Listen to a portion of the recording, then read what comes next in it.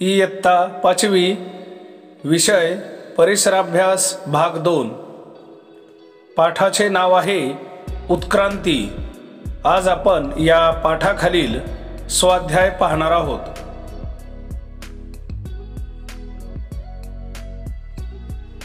यातील प्रश्न 1, रिकाम्या जागी कंसातील योग्य पर्याय लिहा।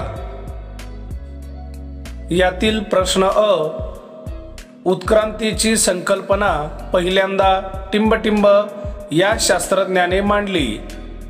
पर्याय आहेत Charles Darwin, Willard Libby, Louis लिकी। यातील योग्य उत्तर आहे चार्ल्स डार्विन। प्रश्न आ, पृष्ठवंशीय प्राण्यांच्या वर्गातील सर्वाधिक उत्क्रांत टप्पा म्हणजे टिंबटिंब प्राणी होय। पर्याय आहेत जलचर, उभयचर, सस्तन। योग्य उत्तर आहे सस्तन।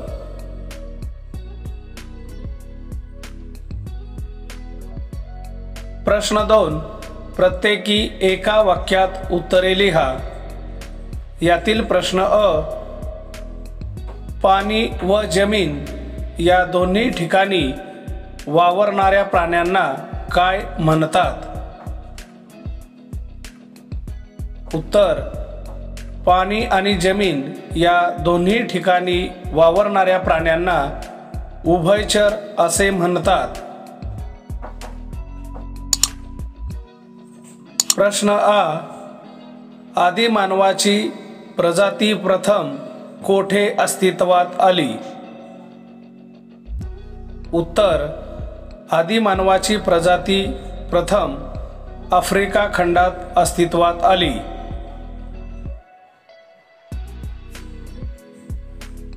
प्रश्न 3, पुढील विधानांची कारणे लिहा।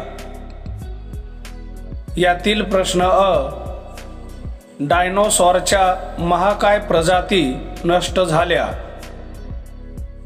उत्तर, 1, बदलत्या पर्यावरणाशी जुळवून न घेणाऱ्या प्रजाती कालांतराने नष्ट होतात। 2, काही वेळा अचानकपणे निसर्गात मोठे संकट येते। 3, काही वेळा पर्यावरणात आकस्मिक बदल होतात। अशा कारणांमुळे डायनोसॉरच्या महाकाय प्रजाती नष्ट झाल्या। प्रश्न आ, मूळ प्रजातीपेक्षा काही वेगळी वैशिष्ट्ये असणारी एक नवीन प्रजाती उदयाला येते। उत्तर, 1, एखाद्या विशिष्ट प्राणी जमातीमधील प्राण्यांच्या मूळ शरीर रचनेत पर्यावरणाशी जुळवून घेण्याच्या प्रयत्नात काही अंतर्गत बदल घडून येतात। 2, कालांतराने हे बदल त्या प्राणी जातीचे आनुवंशिक रूप धारण करतात। अशा रीतीने मूळ प्राणी जातीपेक्षा काही वेगळी वैशिष्ट्ये असणारी एक नवीन प्रजाती उदयाला येते।